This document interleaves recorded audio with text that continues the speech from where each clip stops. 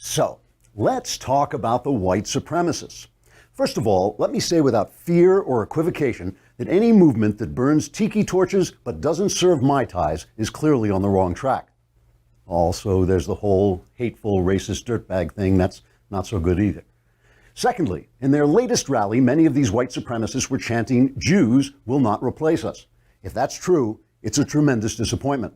After all, if we could replace white supremacists with Jews, the IQ of the country would rise dramatically, and more people would be doctors and lawyers, instead of sitting around in their mother's basements, pleasuring themselves while staring at pictures of Hitler and calling it date night. So, if they really cared about this country, I believe the white supremacists would rethink their "Jews will not replace us" philosophy and maybe change their slogan to "Please replace us with Jews as quickly as possible." And here's another thing. This Hitler character these white supremacists are so fond of, I'm not sure he was as great a guy as they think he was.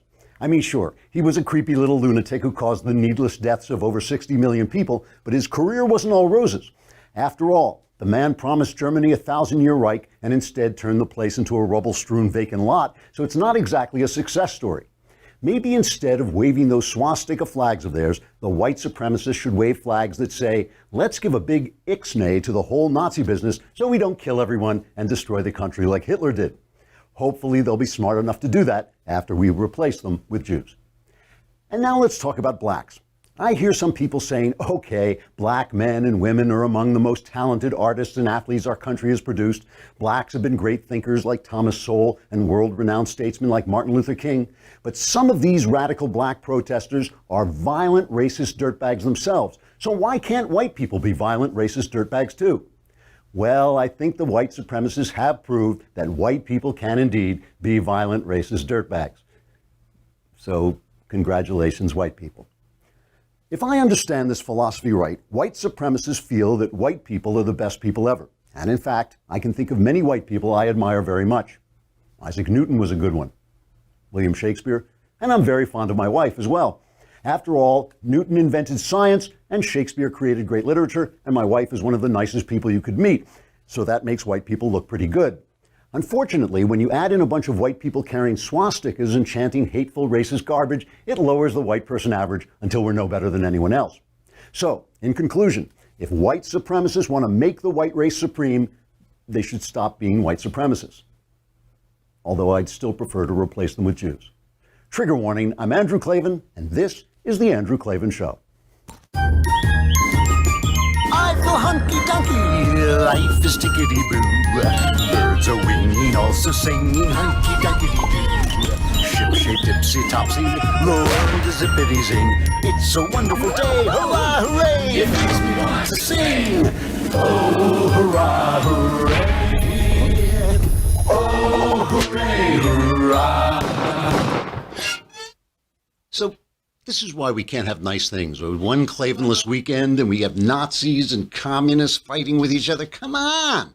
Come on. You know, I go away for 3 days. It's like, you just can't leave anymore. I cannot leave anymore. All right, we got Michael Knowles is going to come on. He has done a lot of work reading and writing about the alt-right, so he's going to talk to us about the roots and get to the depth of it. But first, let us pause before we get into this obviously depressing topic to talk about something that is good about our country, namely Stamps.com, because Stamps.com makes it so you don't have to go and wait online in front of the post office.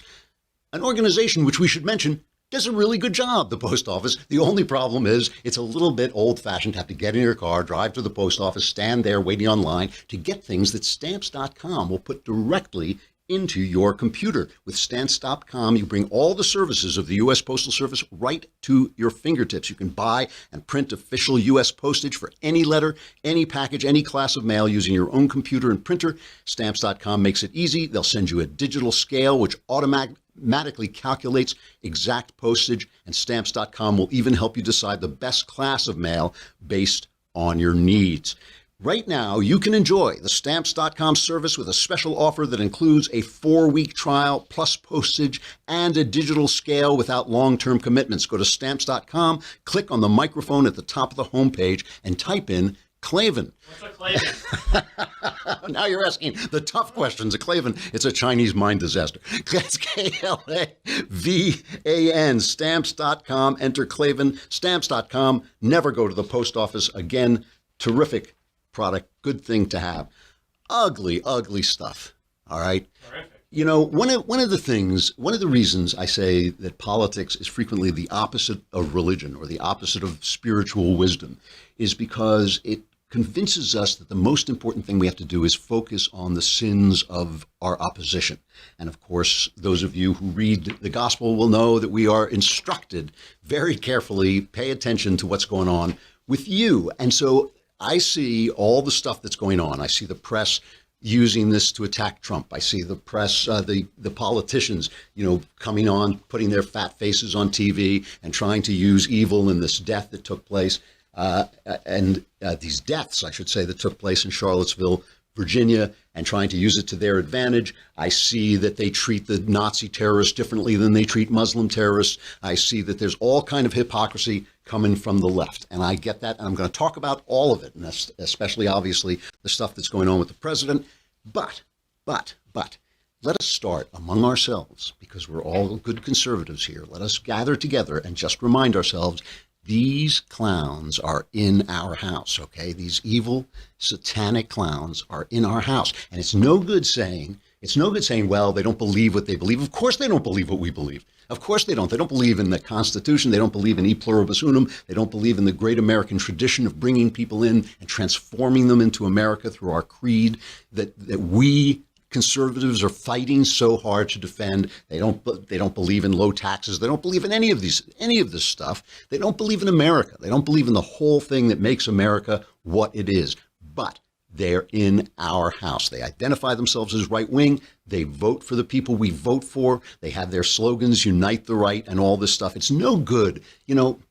When the devil is in your house, you got to take care of that. It's no good saying, well, the devil is in the other guy's house too. Of course he is. But let's not mince words about it. And by the way, one of the things I think the right wing prides itself on, and rightly so, is we pride ourselves in remembering our Christian tradition, the fact that everything we have, everything we believe in, everything that's good about this country ultimately rests on that building block of Judeo-Christian ideas and Christ himself, and on the things that he preached. And a lot of these right-wingers, a lot of these alt-right Nazis say, well, we don't believe in Jesus, but we believe in the tradition of Christianity. Well, no, they don't. No, they don't. Look, you cannot believe that man is made in the image of God. You cannot believe that the Lord came and said in so many words, here are the commandments. Here are the two big commandments. Love God. And here's the next one, because it's right next to it, is love your neighbor as yourself, and then become a racist.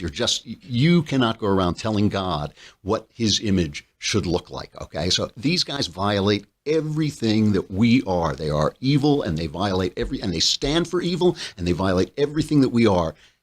And they're in our house. They are in our house. So, okay, we're going to talk about the left. We're going to talk about all the hypocritical and nasty things they do, but let's not mince words about it, okay? These guys need to be swept out, and they need to be discarded, and we need to turn our back on them and walk away. And by the way, if in some moment of anger, if in some moment of personal, problems or something they've said has made sense to you, or you've gone online and said something that sort of links you to them, that was yesterday. Today, walk away.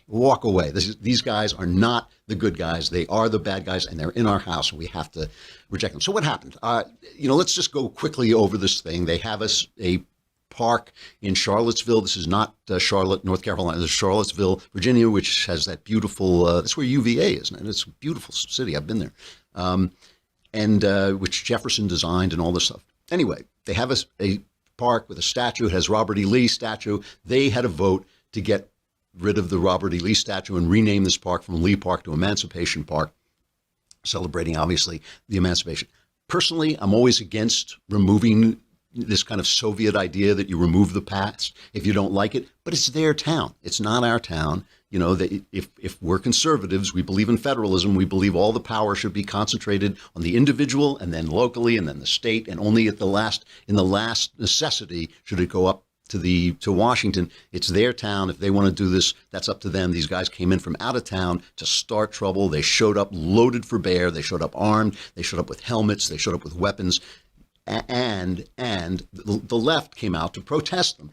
Now, the left another problem for us on the right is that the good folks, the religious folks who are just saying love your neighbor, we reject white supremacy, never mind our politics, whatever they are, they're also standing with the Antifa guys. And the Antifa guys are fascists. They are fascists. So while we were getting ready for the show, Donald Trump came out and made a second statement, and we're going to get to that in a minute. But first, let's play the statement that he made at the time. He was honoring some veterans, and he paused, hearing about what's going on, and he gave what seemed to be a prepared statement. So this is cut number one, and this is what has caused all the anti-Trump controversy. We condemn in the strongest possible terms this egregious display of hatred, bigotry, and violence on many sides. On many sides. It's been going on for a long time in our country. Not Donald Trump, not Barack Obama. This has been going on for a long, long time. It has no place in America. What is vital now is a swift restoration of law and order and the protection of innocent lives. Now, so he said the hatred is on all sides, and this drives the left crazy. How can you compare, how can you make moral equivalence between these Nazis and wonderful, lovely people like Antifa, who they must be anti-fascists right in their name, while they're hitting you, while they're wearing a balaclava and hitting you over the head with a stick, and the Black Lives Matter people, who include people who say, pigs in a blanket, cook them up, whatever they say, who incite violence and who have committed violence against police officers in the name of their loving peace. So, Trump is right as far as it goes. He's right as far as it goes. Obviously, there was this stuff during his campaign where he didn't step up and immediately condemn David Duke. People felt it wasn't dog whistles. They just felt he was being too soft on it. So they go nuts. And I just want to play. I want to remind you. Well, let me do this in order. All right. First, here's Peter Alexander. What is he? I can't remember. CBS, I think. I think he's CBS, but NBC. Sorry, NBC News. Right. Peter, and he's interviewing Vice President Mike Pence. And he's like, can't imagine what Trump could have meant. Here he is. He said on many sides. Name those sides. What are the sides? Well, look, as I said today, we condemn in the strongest terms the hate and violence advocated by groups like white supremacists, neo-Nazis, and their ilk. But that's one side. What's the other side when he says on many sides? Well, as you look throughout the course of recent years, we've seen protests turn violent. We've seen fringe groups use peaceful protest environment to bring violence, in some cases, against police officers. But only one group yesterday, results. with respect, with only one group yesterday, Mr. Vice President, killed an American. And we're bringing the full weight of the federal government to bear on investigating and prosecuting that individual for that heinous act that took the life of that innocent woman. I will tell you, Peter, that I take issue with the fact that many in the media are spending more time criticizing how the president addressed the issue. But this is yesterday. Orrin Hatch and Corey Gardner, sir. It's not me. I'm reading their quotes. Many in the media have spent an awful lot of time focusing on what the president said and criticisms of what the president said, instead of criticizing those who brought that hatred and violence to the streets of Charlottesville, Virginia. All right, so let's take a look and listen to what Trump has now said. He came out this morning with a new statement. I haven't heard it yet, so I'll hear it for the first time. Racism is evil, and those who cause violence in its name are criminals and thugs, including the KKK, neo-Nazis, white supremacists, and other hate groups that are repugnant to everything we hold dear as Americans. We are a nation founded on the truth that all of us are created equal.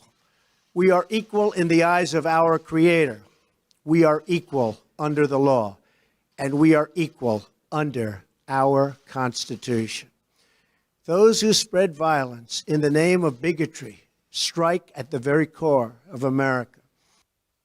Okay, that's clear enough. I think, are they going to pick apart that? I don't know. I mean, the whole thing is this. It's the whole thing that's so bothersome is what other side could there possibly?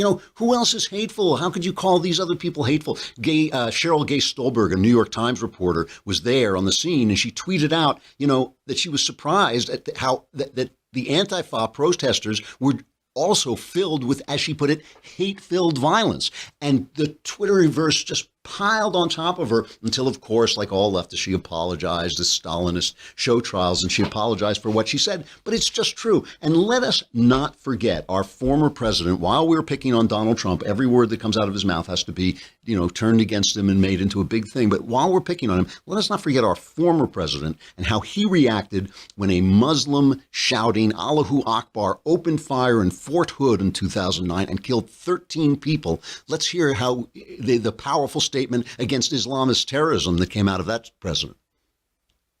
I want to begin by offering an update on the tragedy that took place yesterday at Fort Hood.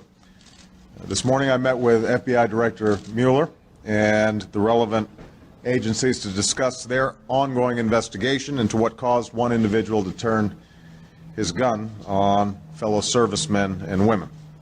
We don't know all the answers yet, and I would caution against jumping to conclusions until we have all the facts. So how would it have been? I mean, just transpose that. How would it have been if Donald Trump had gotten up and said, let's not rush to judgment. Let's not rush to judgment on who is to blame here until we have all the facts. And by the way, just to finish this thought, remember when the cop started bothering the black Harvard professor in Cambridge? Remember? So he said, don't rush to judgment. Don't make any decisions wait until we get all the facts. And here's what Obama said then, same year. I don't know, not having been there and not seeing all the facts, what role race played in that. But I think it's fair to say, number one, any of us would be pretty angry.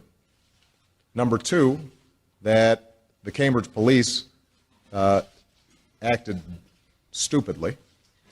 So all I'm saying is, Trump has made some mistakes about this. If I were in his shoes, what I would have said is there's hatred on all sides, but some of these guys who support me have to know that they're not helping me or my administration. My administration does not support this. I'm not the friend of these philosophies. If you want to make America great again, because let's look, America has had greater days than it's having right now. And during those days, there were injustices that need to be put away. We want a new greatness. We want a greatness that doesn't have that stuff. There's nothing wrong with Trump saying that. And there's nothing that would hurt his efforts and his agenda for him to come out and say, look, there's about 10 of these guys in the country. There are not that many of them. Even here, they do a lot of work.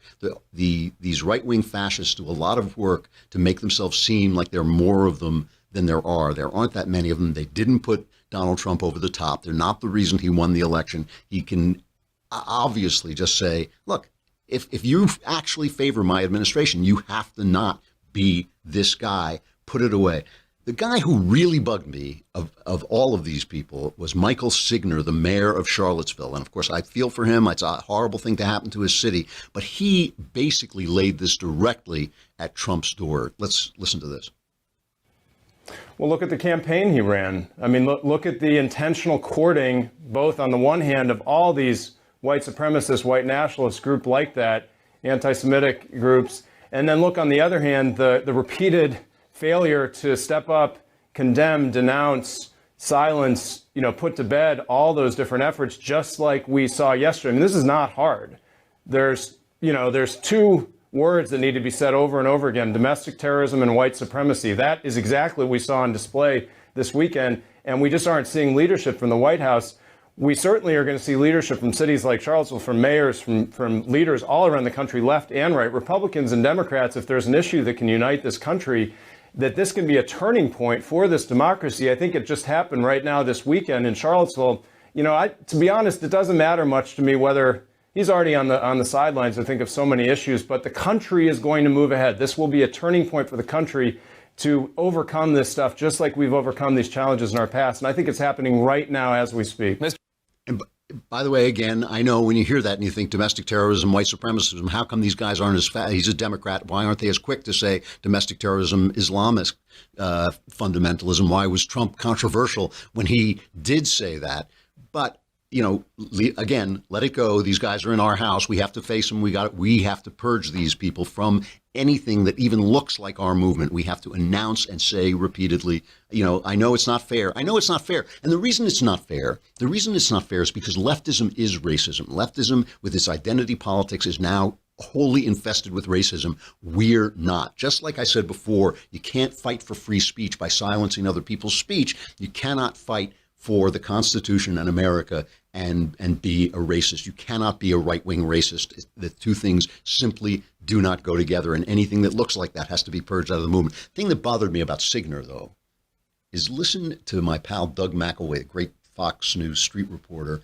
He was out there on the scene. Listen to his experience with the police in Charlottesville. And before you lay this at Trump's house, Mayor and Governor Terry McAuliffe, listen to this, what McElway says about the cops.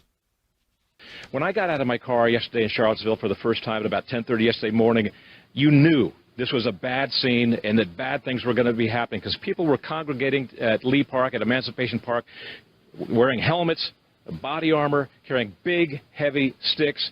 Nobody was intent upon peace here from either side. People were intent on causing havoc and causing damage. And even as wounded were being brought out of the park, the police were sitting idly by.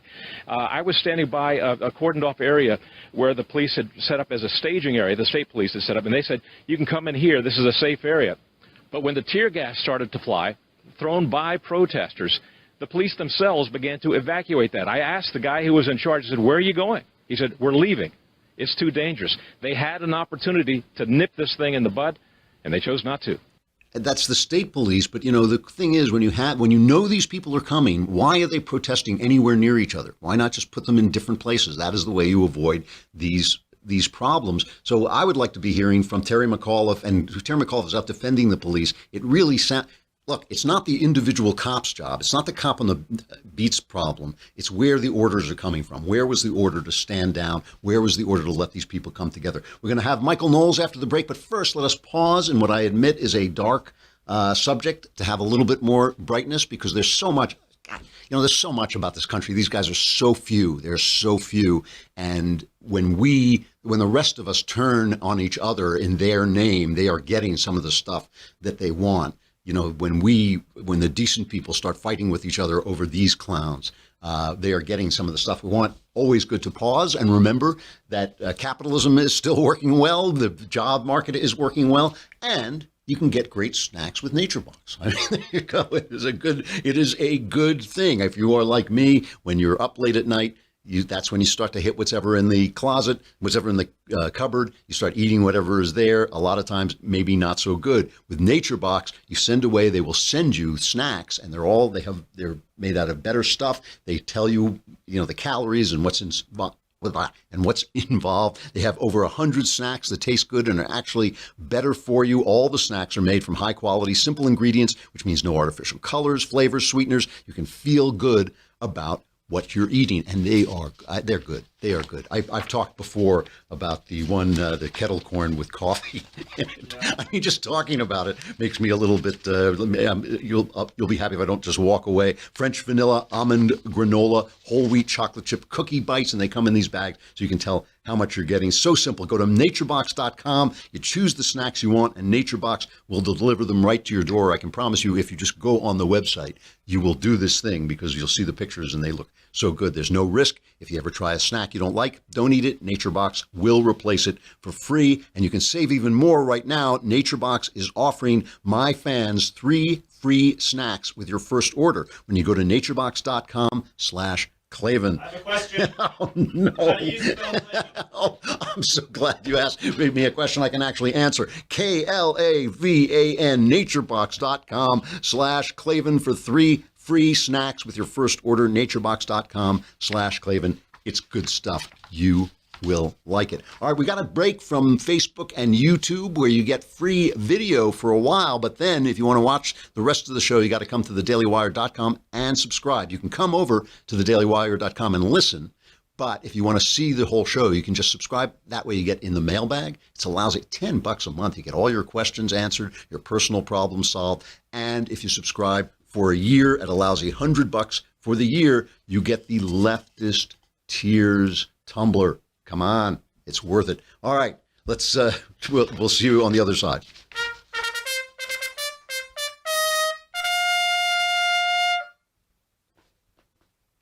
All right, Knowles, have we got him? the great and powerful Michael Knowles. There we are. Hey, it's good to see you. You know, I have to thank you. You have given me some really terrible assignments before, Southside with you, Barry, so on.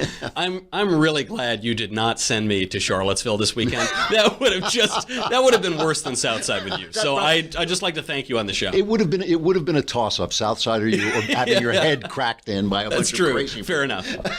How's your show going? Show's going well. I want to thank everybody for listening. We rose up pretty high in the charts and have been doing shockingly well. I figured we would have been canceled by now, but thanks to viewers like you, somehow I still have a job. I've tried my best to get you canceled, and that I have to remind people. You have to go on. You cannot let this man look at this guy's face. Look at this mug. You cannot let this man rise above my show, and it's all about the reviews. You got to go on iTunes and review my show and give it good reviews, so you can humiliate this man as he obviously deserves.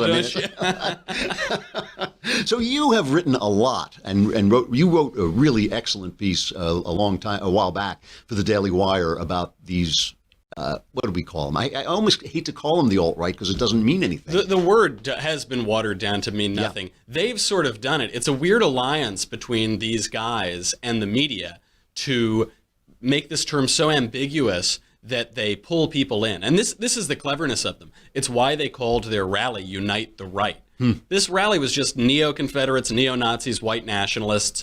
They're very small group of people and centered around those ideas, but they called it Unite the Right because then people like Richard Spencer and so on get to mainstream themselves and insinuate themselves in the conservative movement that booted them out 50 years ago. Right. They did, right? These are the guys that William Buckley chased out of the temple, basically. That's right. And they've always been around a little bit. You know, the Buckley purged the Birchers and other racists and anti-Semites. And they've kind of come back a little bit. You know, there was always this Buchananism, toyed around with this a lot. I think a lot of other people, John Derbyshire has written racist articles. Yep. Peter Brimelow has veered into that territory. And for decades now, there have been people like Jared Taylor, my fellow Yale, who's a white supremacist, white nationalist, I think is fair. He is unique, I think, among them because he's actually not anti-Semitic. He's just a ethno-state advocate and wants a white country and all those sort of things. Not the same cannot be said of some of these other guys. There's Theodore Beale, who goes by Vox Day. Oh, yeah. He's one. He utters the 14 words about protecting white people. What are the 14 words? The 14 words are, let me see if I remember this from summer camp. Okay. It's, we must secure the existence of our people and a future for white children. It's often paired with 88, which stands for the eighth letter of the alphabet H, which stands for Heil Hitler, of course. Oh, great. Okay. And other writers, too. Sam Francis, the old right-wing writer, he called for a white racial consciousness. Paul Ramsey is a YouTube guy, white supremacist, questions the Holocaust. What's really interesting about these guys is just like the progressives, they're going backwards. You know, they're going back to this primitive idea. I mean, ever since Jesus, basically, the idea has been that great ideas transcend nationalism and transcend race. At least since Jesus, it's been that idea. They're going back into this primitivism. These guys are evidence that a little bit of knowledge is a dangerous thing. This is seriously, because they're not totally stupid and they're not totally uneducated. They are a little bit stupid and lightly educated. Mm-hmm. They've read some things, but without a lot of context. They position themselves as defenders of Western culture, Western civilization. I think they know very little about those two things.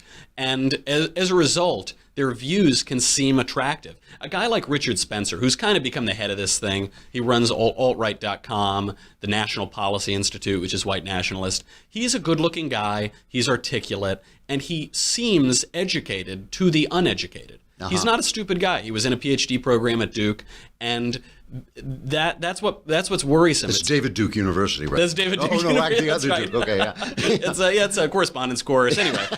But it's attractive, it's subtle, it's tempting, much like the devil. So it's very, confuses information that way. And as a result, I think, particularly young people, particularly that right-wing set of internet trolls, can be brought over to them. Andrew Anglin, the guy who runs Daily Stormer, this disgusting website, which is just a neo-Ku Klux Klan thing, he says that he's the king of the trolls, which makes this fight personal, buddy. Absolutely. Because back when you were just neo-Nazis, I was angry. But now you're claiming my people. This is not good. You are. Listen, I think we all acknowledge that you are king of the trolls. I This appreciate is like it. Game of Thrones. You guys are going to have to fight it out with like dragons. When two ethereal armies go to battle, particularly with dragons, side with Michael. Always side with Michael. That's You know how right. the story turns out. But there's this worry that some young people went to this stupid thing in Charlottesville. There's a guy, he's a college Republican president at Washington State University, James Alsop. He's a YouTuber guy. He went there in solidarity with these guys. He's the guy who mowed down the poor woman and 19 other people was 20 years old. Right. Threw his life away. Probably had more testosterone than sense. And the other strange thing about this movement is that it's not just hillbillies. Of course. Yeah. There are a lot of roots. Andrew Anglin, the Daily Stormer guy, says that his largest source of traffic and donations is Silicon Valley. Really? It's not Appalachia. Now, who knows? I mean, the guy's a liar and a troll, but yeah. I wouldn't be surprised. There are these roots of neo-reaction that came out of Silicon Valley. So wait, let's talk about the young aspect of this for a minute, though, Sure. because I have to believe. I mean, I obviously there's no study of it, but I have to believe that part of the appeal to young people is shattering the pieties. I mean, when you see a guy fired from Google for basically saying, "Hey, could you please allow a little bit of alternate opinions in here?" and they go, "Yeah, you're fired," it becomes. I mean, I always used to say this about John Derbyshire too, is that it becomes glamorous to fight the power. I mean, it's kind of like Satan in Paradise Lost. You know, he's up against this massive power. It becomes kind of romantic to Precisely. stand up against it, even if you're utterly in the wrong. That's precisely right. And I don't think we should condescend and patronize these young people and say, "Oh, you've got a lot to learn, young fella." But nevertheless, you have to be careful when your ideas are forming and you don't quite know where you stand and you have a little bit of knowledge or a little bit of education or a little bit of passion because you're watching Brandon Ike get fired or this guy at Google get fired and you're seeing your grades lowered because you're on the right. It creates reactionaries. That's what this school out of Silicon Valley is. It's a reactionary thing. And you really ought to calm down or you can ruin your life. The internet is forever. And the extreme of this is a guy who mowed down a woman and killed her. He'll go to jail if there's any justice. It's a dangerous thing you're playing with. The memes are fun. Pepe's fun. Yelling about Mitch McConnell and Paul Ryan is a lot of fun. I embrace all of those things. Yeah, sure. But you are playing with fire if you're playing around with these guys. I mean, this is always my argument with Milo Yiannopoulos. He thinks he's being ironic, but evil eats irony. I mean, evil is like irony is a snack for evil. I mean, you can be ironic about it all you want, and it's a good thing to make fun of the devil. But basically, if you are participating in this stuff and thinking it's glamorous or funny, the devil he'll have you for lunch. If you live your life ironically, Yeah. there's no difference. There Right, is no right, difference that's between right. what's ironic and Yeah. what's earnest. And Milo did inestimable damage to the right in this country and to the conservative movement by mainstreaming these guys. He ostensibly wrote this article, The Establishment Conservatives Guide to the Alt-Right, which my article is refuting and responding to.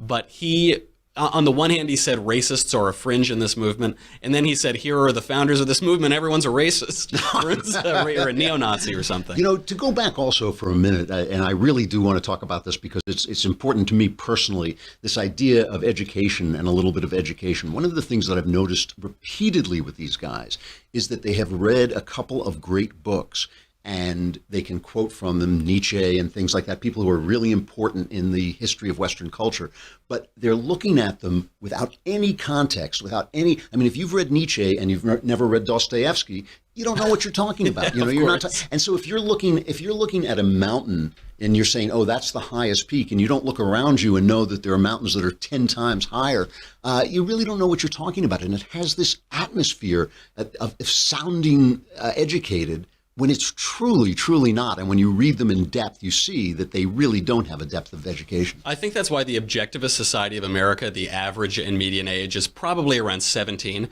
Because when you pick up Ayn Rand, this happened to me. You pick up Ayn Rand at 17, you say, oh my gosh, I understand everything now. Right. And then you think about it for a couple of years and you say, no, I don't, a lot of that doesn't make any sense. Same thing with these books when you read Nietzsche or so on and so forth. But they talk about defending Western civilization, defending Western culture. There's something glamorous about that. There's something important and urgent about that. Yeah, sure. But what are you defending? Right. What is Western culture? What is Western civilization? What is it looking at? What is it geared toward? And what are you looking at? And what are you geared toward? Right. Something tells me it's not the same thing. Right. A really, really good point. You can't defend Western civilization by violating all of its norms. Michael Knowles, the Michael Knowles Show is coming on soon, and he'll continue talking about this. Thanks a lot, Michael. It's really interesting. Good to be here. All right. Good See you, Drew. Man, oh man, we got. You know what we should play? Did I send you that cut from the 1947? The military put this out after the war, after World War II, to get people away from these philosophies. I just want to play you this a little bit. It's corny. This is from 1947. A guy making the kind of speech that these right wingers are making, and the military sort of trying to teach people how to stay away from it. I see Negroes holding jobs that belong to me and you. Now I ask you, if we allow this thing to go on, what's going to become of us real Americans? I've heard this kind of talk before, but I never expected to hear it in America. This fellow seems to know what he's talking about. What are we real Americans going to do about it? You'll find it right here in this little pamphlet. The truth about Negroes and foreigners. The truth about the Catholic Church. You'll find Do you believe in that kind of talk? and you'll find out who you all makes pretty good sense to me. And I tell you, friends, we'll never be able to call this country our own until it's a country without. Without what? Yeah, without what? Without Negroes. Without alien foreigners. Without Catholics. Without Freemasons. You know these people. What's wrong with the Masons? I'm a Mason. Hey, that fellow's talking about me. And that makes a difference, doesn't it? These are your... I love that. Wait a minute. The Masons, I didn't mind when you hate the blacks and the Jews, but now you hate the Masons. I'm a Mason.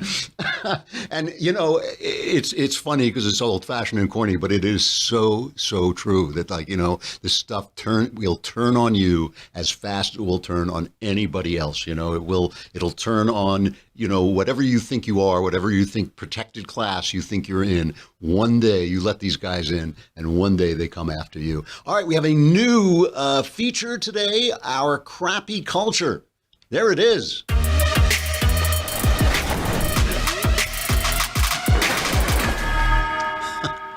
I love it. We've even misspelled crappy and culture, which I think is excellent music. Good job. This is kind of a tough day. It's a tough day for comedy. Let's put it that way. It is really a tough day for comedy. We haven't even mentioned the two police officers who died in a chopper crash while trying to patrol these events in Charlottesville. So I don't want to go off too far afield, and I want to talk a little bit in our crappy culture. One of the things that is crappy about our culture is the mainstreaming of bigotry from the left, almost exclusively, that has given these clowns on our side, our evildoers, it has given our evildoers shelter. Okay. Here is a piece, Tom Knighton at PJ Media, linked to this piece. It's from the College Fix, and the College Fix covers, bad things that are happening in colleges. Stanford University, okay, this is one of the premier universities in the country. Stanford University is slated to offer a class this fall called White Identity Politics, during which students will, quote, survey the field of whiteness studies and discuss the, quote, possibilities of abolishing whiteness, according to the course descriptions, citing pundits who say, quote, the 2016 presidential election marks the rise of white identity politics in the United States. The upper-level anthropology seminar will draw from the field of whiteness studies and from contemporary writings that push whiteness studies in new directions. Questions to be posed throughout the semester include, does white identity politics exist? And how is a concept like white identity to be understood in relation to white nationalism, white supremacy, white privilege, and whiteness? Students will consider the perils and possibilities of different political practices according to the course descriptions, including abolishing whiteness or coming to terms with white identity. The course will be taught by instructor John Patrick Moran. Reached by email, Moran declined to comment. I'll bet he did, instead directing the College Fix to Stanford Communications Office. Ernest Miranda, a spokesman for Stanford, told the Fix via email that abolishing whiteness is a concept put forward in the 1990s by a number of white historians. Their belief was that if other white people would, like them, stop identifying politically as white, it would help end inequalities. Well, let me ask you this then. Okay, if white people are supposed to stop identifying as white, are black people supposed to stop identifying as black? Because if black people stop identifying as black, the Democratic Party would disappear. If the Democratic Party would stop convincing people to identify according to their race and according to their sex and according to their identity, the Democrat Party would disappear. Its policies don't work. Its cities are cesspools for the people they're supposed to help. I mean, look online at any place where blacks are being shot down, where they're living in squalor, where they're living in desperate situations. See who's been running that city since 1203. These places like Chicago, Baltimore, St. Louis, they almost never have Republican governors or mayors. The fact that this philosophy, this progressive Democrat socialist philosophy has failed everywhere and has failed the people it's supposed to help is very, very well established. So the only thing they have is this grievance politics. Why on earth would Black Lives Matter? I mean, if a Democrat politician stands up and he says all lives matter, he gets shouted down. We've seen it. He gets booed off the stage. So what is it that makes Richard Spencer and these white Nazis, what is it that deprives them of their legitimacy in that world? What is it? Once you say that black people have a right to rise up as black people, why don't white people have a right to rise up as white people? You are eating the results of your own logic. I mean, was it Antonin Scalia who said that if you want to get rid of racist preferences, you have to stop preferring people on the basis of races? He was attacking affirmative action. Of course affirmative action is wrong. Of course it's wrong. It's wrong. See, this is the problem with the left. We're always talking about whether things work or not. They always have us in these kind of conversations about, well, does this improve things? Does this make life better? Does socialism make life fair? Socialism is wrong per se because the government has no right to take your property. It's your property. It has no right. It's stealing. Just because the government does it doesn't make it any less stealing. It is wrong per se. Racism is wrong per se. Identifying people according to their color of their skin is wrong per se. We who believe in God know why it's wrong, but everybody knows it's wrong. We know why it's wrong. We know we were made in the image of God. We know the image of God has different colors, has different races, comes from different places. We know that we are meant to love one another. We know because we are people who believe in God. But even if you don't believe, you know this to be true down in your heart, that the idea of attacking somebody, not for what he does, but for what he is wrong. So why is it that the left has been allowed to mainstream this idea? If a white cop kills a black guy, it's immediately a racial issue. But who says it was? Who says it was? How do you have proof? Do you have evidence that he was a racist? Instead, they have accepted, I've said this before, they have accepted the values of the people they think are oppressors and expect by those values to get to a different place. They think that there's been so much bigotry against black people, and God knows there certainly has in this country and in all countries, but this country has had a specific problem with it. There's been so much bigotry against black people that all we got to do is have some bigotry against white people like they're doing at Stanford, and the scales are going to balance. But all the bigotry goes in one side of the scale. That is the way it works. And the reason is simple. It goes back to Robert E. Lee in a way. It goes back to the way the past works. The past, history writes itself indelibly into the fabric of reality. Every sin, every evil, every bad thing that's happened writes itself indelibly into the fabric of what is going to happen next. Okay, so there's no getting away from the way that evil misshapes the generations. But Each person who is born is given a soul of his own with which to start the world anew. Okay? Each person is innocent. So when you say I'm going to fix the bigotry of the past against blacks by being bigoted against white people, you are harming innocence. The devil does not care who does the hating as long as the hating gets done. That is the thing. So when you have affirmative action and you exclude white people, you're excluding innocent white people. It's not the guys who did the crime. The guys who did the crime are gone. You cannot change the past. The only way to change the past is through forgiveness and grace and letting things go. And C.S. Lewis said it best. He said, everyone thinks forgiveness is a lovely idea until he has something to forgive. Okay, so it's not easy. I know it's not easy, but it is the only way forward. And these guys who think that Black Lives Matter, saying Black Lives Matter is not racist, it all goes in the same pot. It's all racism. The mainstreaming of racism is part of what is making our crappy culture. Hopefully better days ahead, but I feel that there's some troubled waters we're going to have to get through first. We will get through them.